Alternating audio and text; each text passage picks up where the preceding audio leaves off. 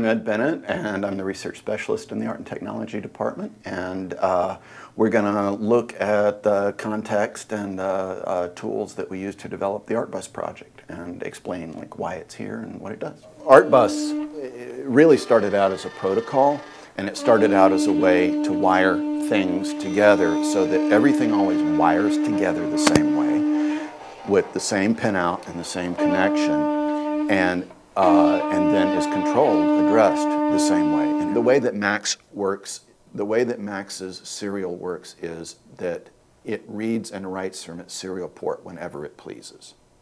And that causes it to not be able to get along with a lot of serial devices. So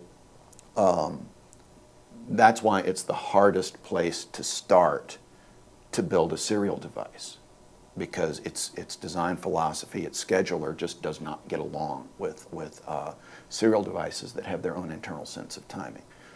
Max wants to do its own internal sense of timing, which is a good thing. So we wound up having to write a piece of software which we refer to as a transmogrifier. It changes the form of one thing into a higher and better form. And what it does is it's a piece of communication software, a bridge, that allows Max to speak to the ArtBus. So what it does is, in a bidirectional way, it filters data going into the ArtBus, and then it reformats data coming back to the ArtBus to make it transparent to the Max user that these things are a little different from each other. However, the entire protocol is based in printable text.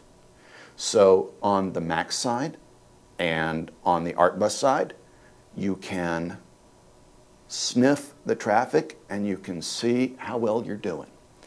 You can send commands, you can type commands into a terminal.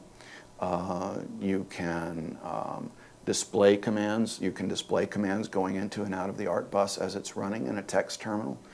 So you can troubleshoot, you can intervene, you can hack the thing.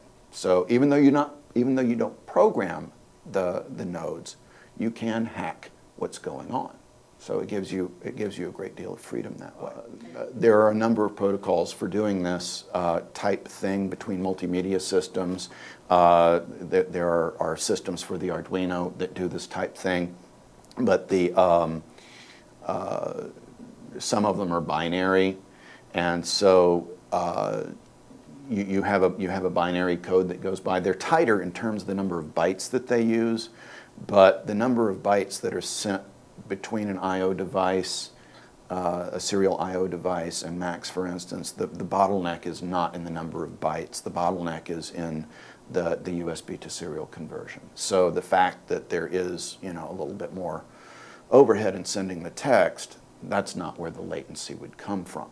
So and on a technical level, and specifically, it's in the USB to serial conversion, it's a device which most people use from a company called FTDI that converts,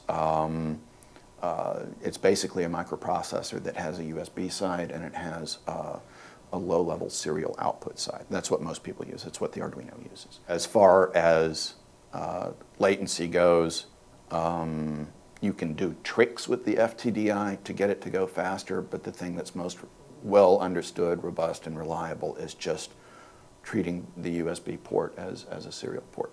So that's what we're doing here. It's all very well understood technology. There's nothing about it that people wouldn't understand that work in this area.